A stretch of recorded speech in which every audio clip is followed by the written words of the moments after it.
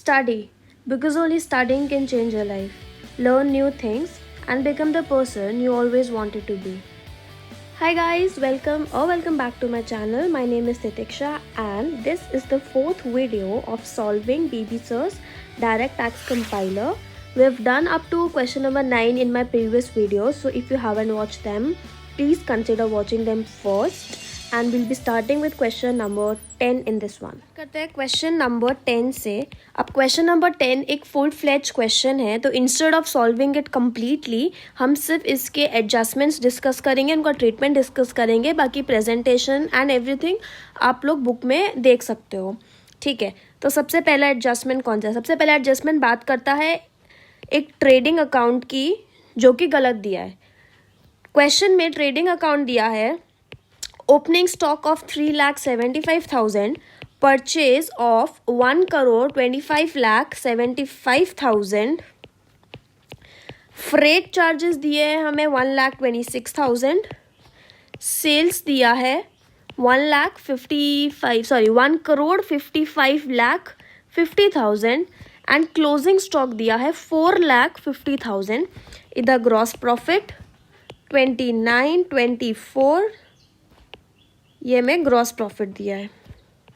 ठीक है, उसके बाद बोला है एडजस्टमेंट्स में हमें दे रखा है कि अंडर सेक्शन 133A एक सर्वे हुआ था जिसमें पता चला कि closing stock of 31st March 2019 was 8,75,000.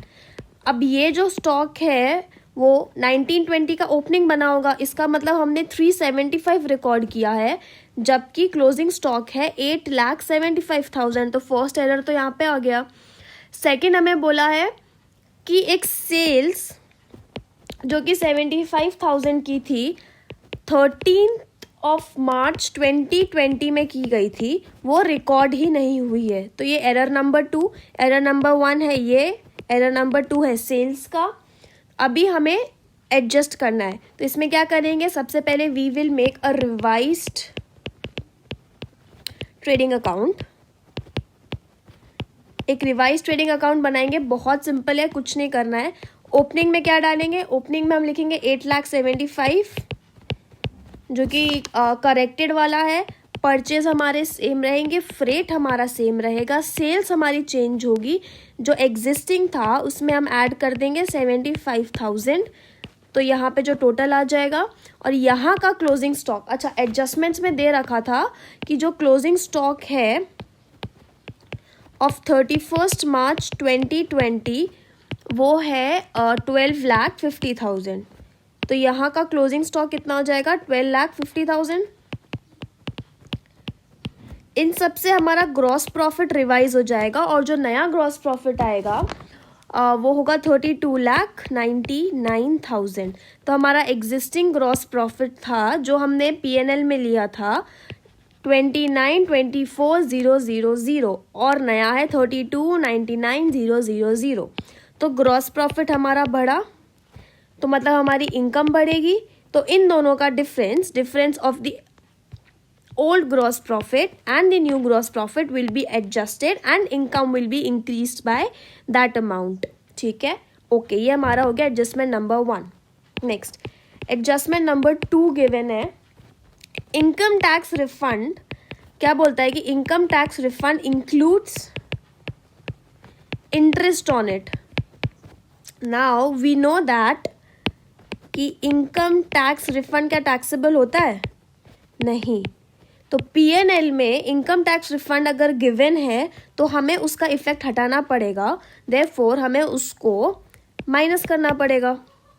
Income में ऑलरेडी एडेड है, but since income tax refund is not taxable हमें उसको माइनस करना पड़ेगा फ्रॉम PGBP. लेकिन सिर्फ इनकम टैक्स रिफंड का अमाउंट, उसके इंटरेस्ट का अमाउंट नहीं, because interest is taxable but under IFOS. ठीक है, अगर समरी में शॉर्ट में बताऊँ मैं आपको, तो इनकम टैक्स रिफंड है हमारे पास क्वेश्चन में 20,000 का टोटल. उसमें से रिफंड का अमाउंट एक है और इंटरेस्ट का अमाउंट है 4570। ठीक है, अब ये तो टैक्सेबल होता ही नहीं है, ये टैक्सेबल होता है लेकिन IFOS में। तो हम लोग PGBP में पूरा 20,000 को 20,000 को सब्ट्रैक्ट कर देंगे, तो PGBP से उसका इफेक्ट निकल गया। ठीक है, और फिर IFOS में जाके इंटरेस्ट ऑन IT रिफंड को ऐड कर देंगे विच इज़ 4570, और डिफरेंस का इफेक्ट अपने आप निकल गया। इजी। फटाफट अब हम चलते हैं थर्ड एडजस्टमेंट पे। थर्ड एडजस्टमेंट क्या बोल रहा है? बोनस टू स्टाफ, हमने स्टाफ को एक बोनस दिया था। ठीक है, कितना? 47,500 का। इसमें इंक्लूडेड है 7,500 जो कि पेड हुआ दिसंबर 2019, मतलब 1920 में हुआ, बट इसकी प्रोविजनिंग 31 मार्च 2019 मतलब 18-19 में हो गई थी। तो इसका क्या करना है? तो हमें पता है कि एज पर सेक्शन 43B पता है, certain expenses to be allowed only on payment basis. जो बोनस है वो उसका डिडक्शन तभी मिलेगा when it is actually paid. अब अगर इस बोनस को 18-19 में प्रोविजन बनाया था और अभी पे किया है, इसका मतलब इसका 19-20 में डिडक्शन मिलेगा, एंड ये PNL में ऑलरेडी हमारा सब्ट्रैक्टेड है, तो इसमें एडजस्टमेंट करने की कोई ज़रूरत नहीं है बिकॉज हम ऑलरेडी डिडक्शन ले रहे हैं, which is the correct method, so no adjustment is required. Adjustment number 4, adjustment 4 बोलता है एडवर्टीजमेंट एक्सपेंस, जो कि टोटल कितने हैं 5,000 के, इंक्लूड्स 2,500 रुपीज़ है जो कि हमने सोवेनियर ऑफ पॉलिटिकल पार्टी में एडवर्टीजमेंट करने के लिए कमाए। ठीक है, और ये जो था उसका पैसा हमें मिला चेक से, ये भी गिवन है। तो we know that souvenir of political party में अगर आप कोई भी एडवर्टीजमेंट करते हो तो आपको उसका डिडक्शन नहीं मिलेगा। ठीक है, इसीलिए 2,500 को हम PGBP से हटा देंगे और ऐड बैक कर देंगे। लेकिन ये चेक से हुआ था और सोवेनियर ऑफ पॉलिटिकल पार्टी में था, इसलिए याद करो चैप्टर 6A में 80 GGB में इसका डिडक्शन मिल जाएगा। सो इसको आप पहले PGBP से हटाओगे एंड 80 GGB में इसको अलाउ कर दोगे बिकॉज ये चेक से हुआ है। Cool. Next adjustment, adjustment number 5। Adjustment 5 क्या बोलता है? ठीक है, एडजस्टमेंट 5 बोलता है कि 15,000 की पेनल्टी पे करी है हमने for breach of a contract. ठीक है, तो ये अलाउड होगा कि नहीं? तो it is allowed because it is a breach of contract and not a breach of law. अगर ब्रीच हो रहा है कॉन्ट्रैक्ट का या लॉ का, कॉन्ट्रैक्ट का breach is allowed as expense, law का breach is not allowed as expense. तो अगर कोई कॉन्ट्रैक्ट का ब्रीच हो रहा है जो कि इस केस में 15,000 हमने पेनल्टी पे करी है फॉर ब्रीच ऑफ कॉन्ट्रैक्ट, तो वो अलाउ हो जाएगा। एडजस्टमेंट 6, यहाँ पे बोला है कि 1 लाख रुपीज़ हमने पेमेंट किया है वाइफ ऑफ डायरेक्टर को। ये जो वाइफ है वो एक लॉयर है और हमने इस वाइफ के सर्विसेज लिए हैं, लेकिन similar services by similar position of lawyer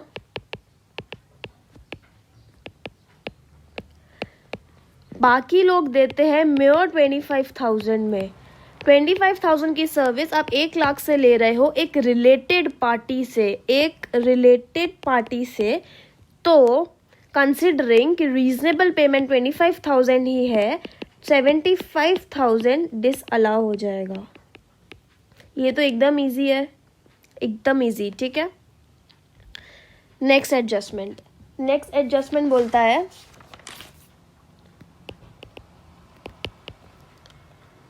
amount of 1 lakh paid to electoral trust by cheque. अब इलेक्टोरल ट्रस्ट को अगर चेक से पेमेंट कर रहे हो तो ये भी 80 GGB में अलाउ हो जाएगा, लेकिन PGBP में इसका कोई डिडक्शन नहीं मिलेगा। तो आप इसको PGBP में ऐड बैक कर दोगे और 80 GGB में आप इसको डिडक्शन दे दोगे। इजी। अच्छा, ये बाय चेक है ना, इसलिए हो रहा है। कैश से होता तो 80 GGB में प्रॉब्लम आ जाता। नेक्स्ट एडजस्टमेंट, GST डिमांड आई, ठीक है, जिसमें 2 चीज़ें हैं। 5300 तो था penalty for late filing of ROI, और सेकेंड हमें दे रखा है 12,750 था as interest for delay in deposit of tax. ठीक है, GST डिमांड आई जिसमें 5300 पेनल्टी थी, किस लिए? Late filing of ROI, and 12,750 interest था for delay in deposit of tax. तो इसमें से क्या अलाउ होगा और क्या नहीं? तो अभी अभी हमने पढ़ा कि अगर ब्रीच होता है, ठीक है, ये 2 चीज़ों का हो सकता है, या तो लॉ का हो रहा है या कॉन्ट्रैक्ट का हो रहा है। Breach of law is not allowed, but breach of contract is allowed। ठीक है, यहाँ पे जो पेनल्टी फॉर लेट फाइलिंग है, it is clearly a breach of law, तो इसको हम अलाउ नहीं करेंगे। लेकिन जो 12,750 इंटरेस्ट है, delay in deposit of tax, ये ब्रीच ऑफ कॉन्ट्रैक्ट है एंड हेंस अलाउड। इसको याद रखना, ये छोटे सा पार्ट को याद रखना। ओके, अब लास्ट एडजस्टमेंट, ये क्या बोल रहा है? क्वेश्चन में हम लोगों को P&L अकाउंट में यहाँ पे इनकम फ्रॉम वेयरहाउस गिवन है। कितना वेयरहाउस से इनकम है? 15 लाख का। फिर एडजस्टमेंट्स में नीचे दे रखा है कि हमने वेयरहाउस फॉर एग्रीकल्चरल प्रोड्यूस के लिए 25 लाख का इन्वेस्टमेंट किया था, ठीक है, और ये इनकम उसी की है। तो यहाँ पे आपको दिमाग में आना चाहिए 35AD, जो कि स्पेसिफाइड बिजनेस की बात करता है, जिसमें से एक है warehouse for agricultural produce. Okay, तो अभी ये जो 15 लाख की इनकम है, इसको हमें PGBP से तो हटाना पड़ेगा। तो PGBP से हटाने के लिए हम इसको माइनस कर देंगे, 15 लाख की इनकम को PGBP से माइनस कर देंगे, तो उसका इफेक्ट निकल गया। फिर नीचे हम लिखेंगे स्पेसिफाइड इनकम, इसमें इनकम फ्रॉम वेयरहाउस 15 लाख। अभी इसमें डिडक्शन मिलता है हमें at 100% under section 35AD। 100% of what? 100% of investment amount which is 25 lakh. तो यहाँ पे हमारे पास 10 लाख का लॉस आ जाएगा। Now this is loss from specified business to be carried forward as per section 73। तो ये स्पेसिफाइड बिजनेस का लॉस हो जाएगा जो 73 के हिसाब से कैरी फॉरवर्ड होगा। तो ये हमारे सारे एडजस्टमेंट्स हो गए। इसमें अगर मेन पॉइंट्स देखें तो सबसे पहले हमारे पास आया जीपी का एडजस्टमेंट्स। तो हमने रिवाइज्ड प्रॉफिट एंड लॉस बना के जीपी का डिफरेंस में जो भी इनकम बढ़ रही है उसको ऐड कर दिया। सेकेंड, इनकम टैक्स रिफंड में हमने देखा कि income tax refund itself is not taxable but interest is taxable under IFOS। Third, हमने देखा बोनस 43B के हिसाब से होगा। तो अगर इस साल उसको पेमेंट किया है और एक्चुअल में डिडक्शन है तो कोई एडजस्टमेंट नहीं चाहिए। फोर्थ, हमने देखा advertisement in souvenir of political party not allowed but allowed under 80 GGB अगर वो चेक से है तो। फिर आया 15,000 की penalty for breach of contract. यहाँ पे हमने वो फ्लो चार्ट देखा कि ब्रीच ऑफ कॉन्ट्रैक्ट है तो allowed as expense, but breach of law तो नॉट अलाउड। फिर हमने 1 लाख वाइफ को दिए थे जिसका रीजनेबल 25,000 है, तो 25,000 तो हमने अलाउ कर दिया, लेकिन 75,000 को हमें डिसअलाउ करना पड़ा। फिर इलेक्टोरल ट्रस्ट को जो 1 लाख रुपीज़ दे वो 80 GGB में अलाउड हो जाएंगे, लेकिन PGBP से उसका इफेक्ट हटाना पड़ेगा। GST डिमांड में वही वाला कि अगर पेनल्टी फॉर लेट फाइलिंग है तो ये breach of law, hence not allowed. Interest on delay in deposit of tax, breach of contract, hence allowed. And last हमने 35 AD का देखा कि स्पेसिफाइड बिजनेस है तो उसको PGBP से हटा के स्पेसिफाइड बिजनेस में दिखाना पड़ेगा। ये हमारा क्वेश्चन नंबर 10 के सारे एडजस्टमेंट्स हो गए। Number 11, mister S carries on the business of purchase and sale of agricultural produce. He borrows loan, उसने लोन लिया 2 जगह से, एक तो Punjab state financial corporation and second SBI, लेकिन उनका इंटरेस्ट पे नहीं किया। एक फाइनेंशियल कॉरपोरेशन से लोन लिया और एक बैंक से लोन लिया, and he has not paid the interest, जिसकी डिटेल्स हमें दी है। बोला है PSFC में 3 साल का इंटरेस्ट पे नहीं किया है जिसका अमाउंट है 36 लाख। SBI में उसने 2 साल का इंटरेस्ट पे नहीं किया है जिसका अमाउंट है 72 लाख, विच टोटल्स टू 1 करोड़ 8 लाख। ठीक है, अब PSFC एंड SBI ने क्या किया, दे रीस्ट्रक्चर्ड द लोन एंड उन्होंने इंटरेस्ट अमाउंट को भी लोन में कन्वर्ट करके बोला कि now it is now repayable in 36 installments. Okay, they restructured the loan payable in 36 installments including the arrears of interest. Now Mr. S, he paid 6 installments of Punjab State Financial Corporation and 5 installments of SBI, but he claimed entire interest amount as deduction. Entire interest as deduction मतलब ये जो 1 करोड़ 8 लाख का interest था उसने पूरा deduction claim कर लिया, जबकि उसने पे सिर्फ 6 इंस्टॉलमेंट्स एंड 5 इंस्टॉलमेंट्स किया था। तो हमें बताना है कि क्या ट्रीटमेंट होगा, क्या ये वैलिड है। अभी यहाँ पे सेक्शन ऑब्वियसली 43B हिट होगा। 43B बहुत बार हम लोग बात कर चुके हैं।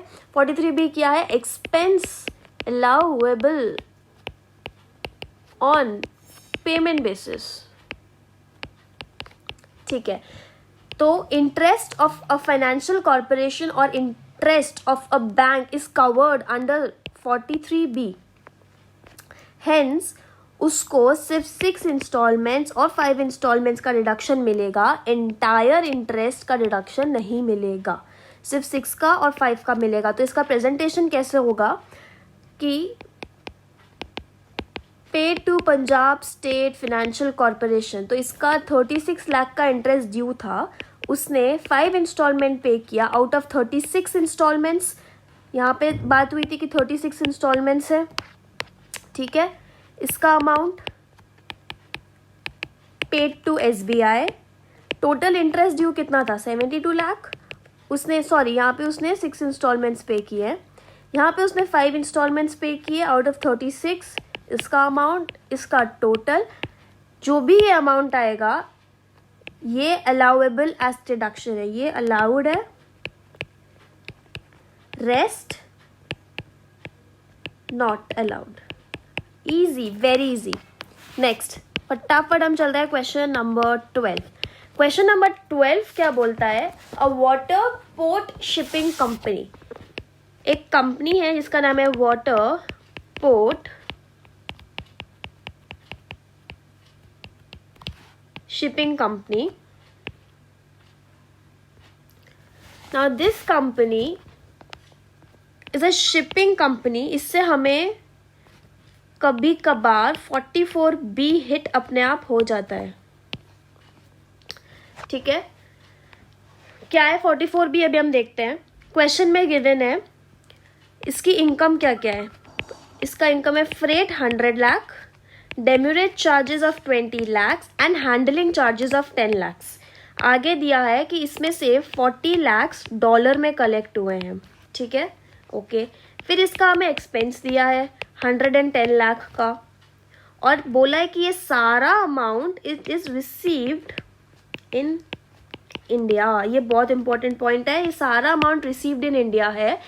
अब ये जो वाटर पोर्ट शिपिंग कंपनी है ये बोल रही है कि हमारा इंडिया में कोई लाइबिलिटी नहीं बनता है, तो हमें बताना है कि what is the case.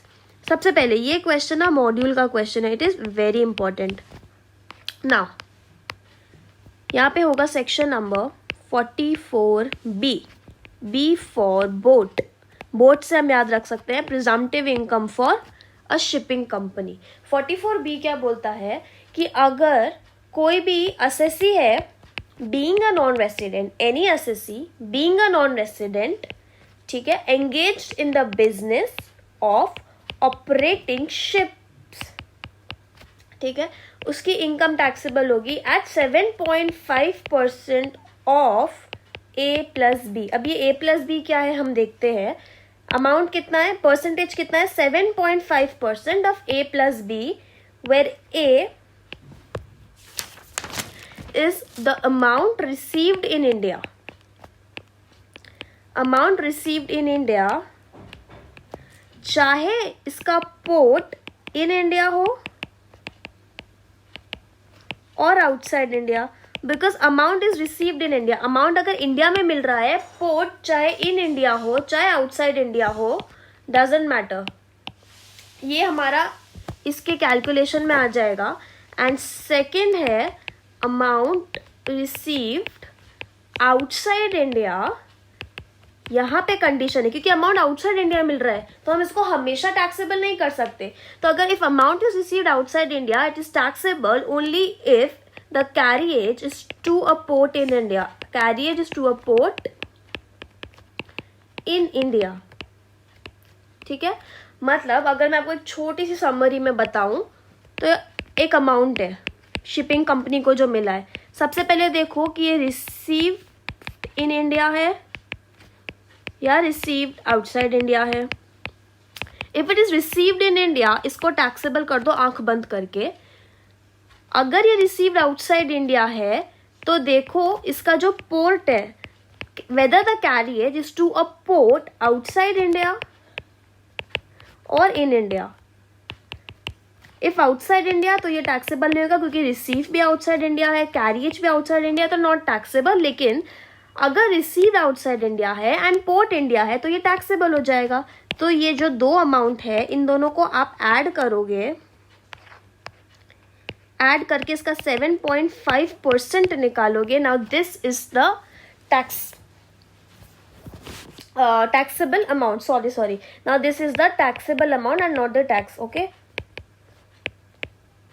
this is the taxable amount and ये charge होगा under the head TGBP. This is the deemed profit and this includes demurrage charges, handling charges. Section में given है कि this includes any amount as demurrage charges और handling charges. Therefore हमारे question में 100 plus 20 plus 10 which is 130 lakhs, ये 130 lakhs जो है इसका 7.5% निकालेंगे, हमारे पास आ जाएगा 9.75 lakh. This is the deemed profit. अच्छा ये एक्सपेंस का क्या करें, एक्सपेंस नहीं अलाउड है। सारे प्रिजम्पटिव में ऐसा ही होता है, अगर आपको प्रिजम्पटिव बेसिस पे प्रॉफिट डीम करने दे रहे हैं तो वो आपको एक्सपेंस नहीं अलाउ करते, वो आपको कंफ्यूज करेंगे, पर आप कंफ्यूज मत हो ना, एक्सपेंस नॉट अलाउड। ये हमारा हो गया सेक्शन 44B। तो फर्स्ट वाले में सेक्शन 43B हिट हो रहा था, सेकेंड वाले में हो रहा है हमारा section 44B। I hope you liked the video. If you did, please give it a like, consider subscribing and please comment कर दो. Thank you.